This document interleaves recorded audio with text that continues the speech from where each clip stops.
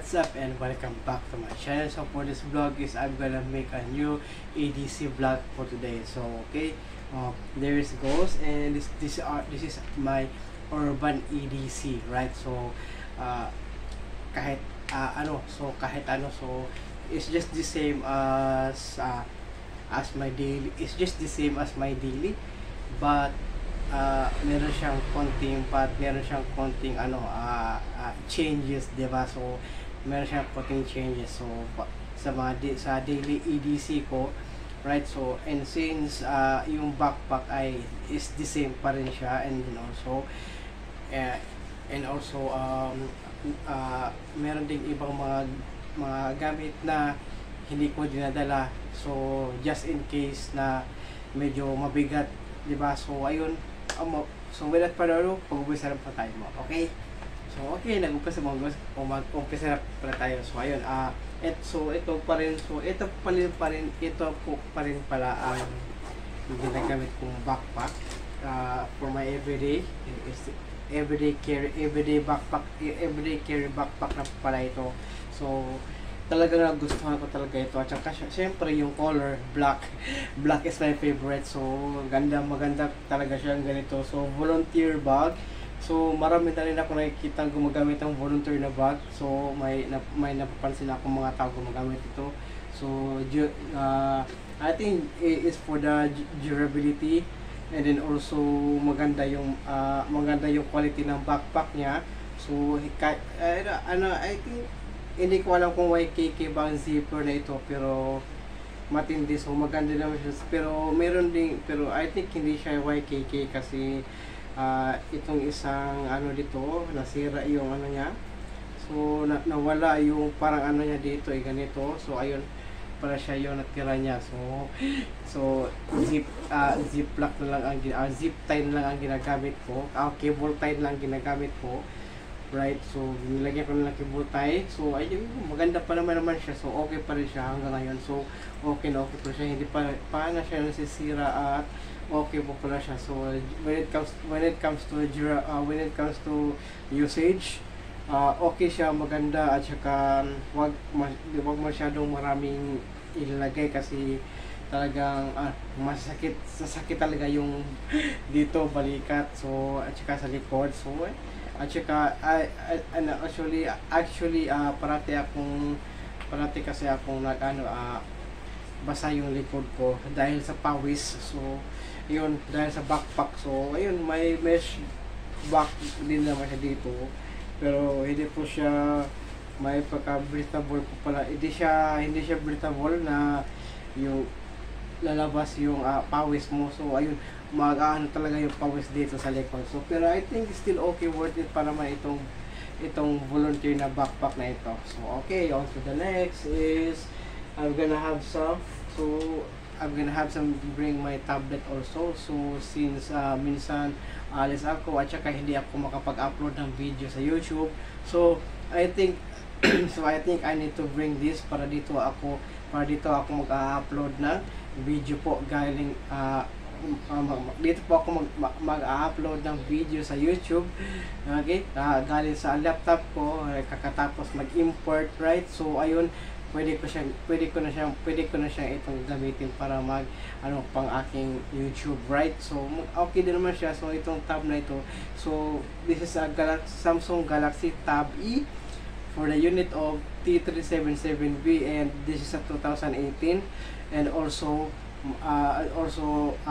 American pa pala ito, American kasi ito, kasi nakalagay dito kasi Verizon. So it is from America. So I don't know how ipapa-unlock ko sana ito para mapasukan ko ng SIM card, right? So pero hindi kasi meron din kasi siyang hotspot dito, mobile hotspot. So pwede mo rin siyang gawing pang mobile hotspot itong tablet na ito. So meron pa naman ibang tablet diyan na pwede niyo makabili.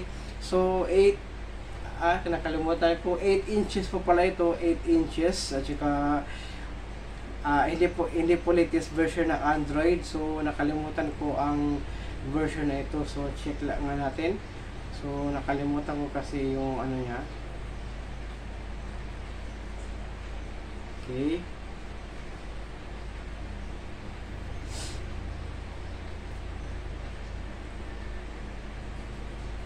So, goes the About tablet. So, About tablet is a Android version 7.1.1. So, ano, talaga. So, luma na talaga. So, okay, luma na, ano na ang tablet na ito. So, hindi siya updated na. So, this is the last software updated for the tablet, right? So, okay pa naman siya. At saka, party ko naman siya ginagamit. So, always watching YouTube, right? Okay, and then also, on to the next is my everyday phone. So, my everyday phone, Samsung Galaxy A12. So, okay din naman siya gamitin. So, 128GB of memory, internal memory, and also 8GB of RAM. Okay, and saka okay na rin siya. Saka fingerprint scanner dyan sa may home button. So, camera, okay din pala yung camera niya. At saka, yun, sulit na rin itong Samsung Galaxy A12. So, kung gusto niyo ng casual phone casual phone na medyo okay din siya sa gaming, right? So, pang Mobile Legends, okay siya. Pokemon Unite, first person shooter, at saka iba pa mga games dyan, mga cozy games like Angry Birds, puzzles, right? So, okay po pala ito. So, Samsung Galaxy A12. So, kung gusto niyo Galaxy A12, downgrade ng phone, so it's up to you guys. So it's up to you. And then also, I still have to bring my Nintendo Switch Lite over here. So okay pa rin siya. So ayun siya, yung Nintendo Switch Lite ko. At saka ito yung talagang ginagamit ko na case niya. So meron siyang lagayan dyan na may lagayan siya ng mga game card. So my daily portable gaming console, my Nintendo Switch Lite over here. So, and then also you got to bring some power bank. So you just have to bring some power bank. So got some from Miniso, right? So power bank from Miniso for my what is this called, for my Nintendo Switch Lite. So it comes up with a 5,000 milliamp hours. So pwede siyang gamitin sa micro USB, pwede din type C. So dalawang USB-A port po pala yan. So okay na po pala siya. So kung magsa-charge ka, pwede mo siya gamitin via type C or micro USB. So yun na siya. Okay naman siya. At saka and also for the mobile cellphone, magcha-charge power bank pang cellphone. So itong power bank pang cellphone, ito siya, okay din naman siya. Still the same, meron siyang USB-C at saka type C at saka dalawa USB-A. So pang-charge sa mga phones mo, okay? And then so iba pa. So and then also got my earbuds. My daily choice of earbuds is the Pokeball, Razer, and a Pokemon. Okay, also right there. So maganda din pala siya, okay na siya. So hindi naman siya gaano ka noise cancelling, pero worth it pa rin naman. So okay pa rin siya. Okay pa rin siya ganito. So okay, matagal na ito sa akin, right? So maganda siya. Maganda talaga siya. So since I am a Pokemon lover, so I am a Pokemon fan. So yun, ito, maganda siya, Pokemon earbuds po pala. So okay, and then also move on to it is Go Classic for the watch. So not you hindi kasi ako minsan lang kasi ako gumagamit ng smartwatch.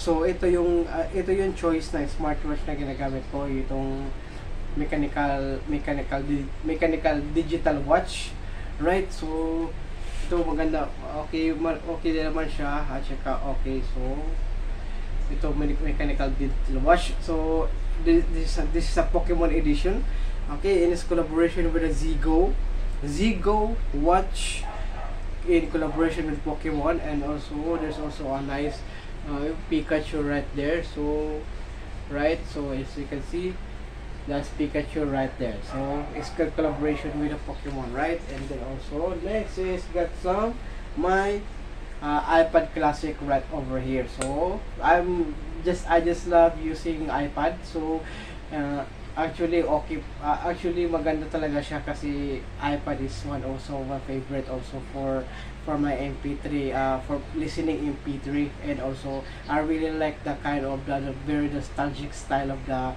iPad Classic right over here. So and then it comes up with it. And also you have, and also it's because I always use my iPad Classic for MP3, not my phone. So that's why I have to bring some earphones here. So right, I have to bring some earphones. Okay, here it goes, pair of one. And then also got some notes. We got some Limelight over here. I think this is the Limelight. Yes, this is the Limelight. This is the Limelight notebook that I chose. And also I really like this kind of notebook. And then also very nice. And also I kind of still using notebook nowadays. So minsan lang kasi ako gumagamit ng mga digital note taking. And also I have some pens right here. We got some Papermate Flair Medium. So may ano siya, parang pentel pen siya. Parang pentel pen or Sharpie, pero manipis siya. Mas manipis siya sa Sharpie. And then also got some ball pen right over here. And then also got some Pokemon, right? So this Pokemon style. Okay, you can see Pikachu right over here. Okay, Pikachu. And then also a pen. So yeah, right here the pen. This is the Papermate Ink Joy Gel 0.5. So okay, 0.5 na ink joy na gel, right? Maganda pa siya thick yung ano niya, pagsulat niya medyo magpaka-thick siya. So parang pilot na ball pen siya. So pero I think okay din naman. So because kasi hindi ako comfortable sa mga ball pens na tanggal dito, ayun. So ayun, ito yung ginagamit ko kasi mas madaling gamitin. So parang doktor, right? So parang doktor. So mas comfortable ako sa ganito na push ito. Mas comfortable ako sa ganito. Mas comfortable talaga ako sa ganito. So hindi pa siya kasi may Sharpie pala siya na may pagkaano. So medium siya, flare. So okay din naman siya, right? So and then also when it comes to drinking bottle, so I have this what is this called? Sport Quality Life, I think. So this is from Mr. DIY. So ito ang dinadala ko everyday. So meron din akong isa, may maliit kasi.